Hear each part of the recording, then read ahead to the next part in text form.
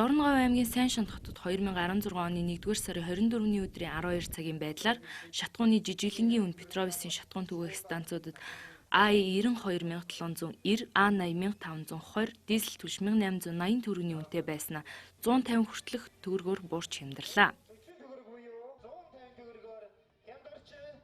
За 100 литр бензин ихэд 10 хэдэн мянга шүү дээ.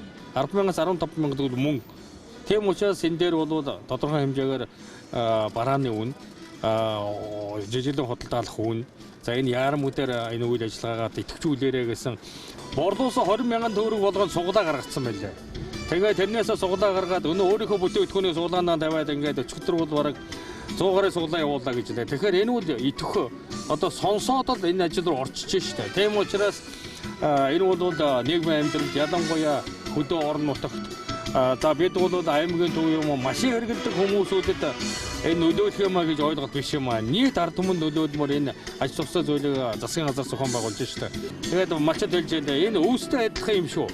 Өвс өгчгөөтэй адилханда нефтийн үнэ буулгавал бидний өдөр тутмын амьдрал хэрэгтэй байна гэж ярьж байна. Алслагдсан бүс нутгуудад шатгууны жижиглэнгийн борлуулалтын үнийг төвийн бүсийн үнэтэй ойртуулах засгийн газрын тогтоолын дагуу говийн аймагуудад 100-аас 150 төгрөгөөр хямдарч байна. Түүхийн нефтийн нэг баррел 30 орчим Америк доллар хүртэлээ өнөж шинжээчдийн дүгнэснээр ёроолын цэгтээ үрчгэд байгаа нь манайд ч бас үнэ болгох нөхцөлийг бүрдүүллээ гэж засгийн газар үзсэн. Тиймээс бүс нутгуудад шатгууны онцгой албан татварыг ялгууртаагаар тогтоож Улаанбаатартай ойролцоо үнд хүргэх шийдвэр хэрэгжиж байна. Энэ манай шатгууны онцлог бол ихэнх нь одоо хойд хэлээр орж ирж байгаа. Тэгээ Улаанбаатар төвлөрөө тэндээсээ тараагдж байгаа шүү дээ. Тэндээс нөгөө тараалт хийж байгаа болохоор заавал одоо тээврийн зардал нь өндөр байх жишээтэй. Тэгээд харилцаа айлтгүй өндөр тогтдог ийм юм байгаа. Тэгээ энийг одоо зориуд тэр ялгааг нь арилгаж тогтоож байгаа. Одоо нийтд нь бол төвийн бүстэйг ойролцоо төвшөнд авчрах юм арга хэмжээг өнгөрсөн 12 сараас хойш хийж ийн л да. Тухайлбал баруун 5 аймагт ихэд чинь хамгийн дээдл нь бол 400 төгрөг хүртэл бууруулсан байгаа. За 103 аймгийн хувьд аваад үзэхэд дээдл нь 230 төгрөг хүртэл буулгасан. За ингэхлээр зэрэг хөндлөө хэвтэй тэмдэгтийн хувьд үндсэндээ ингээд тогт үржиж байгаа юм. Тэгэхээр төв нь адилхан хоёр захтай адилхан болохоор чинь тэрний хооронд бол аяндаа ингээд шахагдаад жигдрээд ирнэ л дээ хэд хоногийн дараа. Шатгууны импортыг хэрэглээтэйгээ ойртуулахын тулд хилийн бомтуудаа нэмэгдүүлэх бодлого барьж байна.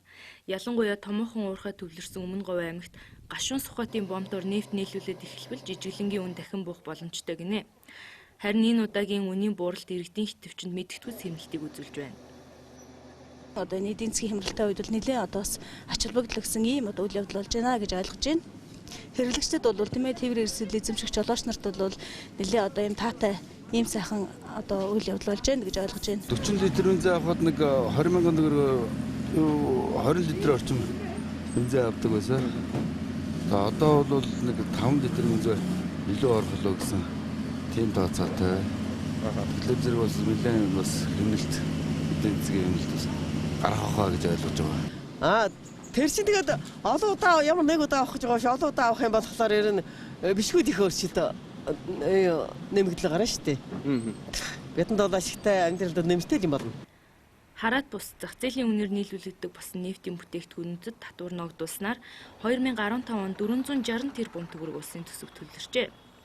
Эндээс 210 тэрбум нь хүүхд тус бүрийн 20,000 төгрөг нь 134 тэрбум жирэмсэн болон хөхүүл ихэд 117 тэрбум нь тэтгэвэр тэтгэмжинд зарцуулагдсан байна. Тэгвэл өнгөрсөн 7 хоногоос хямдарсан 100-аас 400 хүртэлх төгрөгийн хямдрал иргэн бүрт шууд очих эдийн засгийн дэмжлэг болж байна.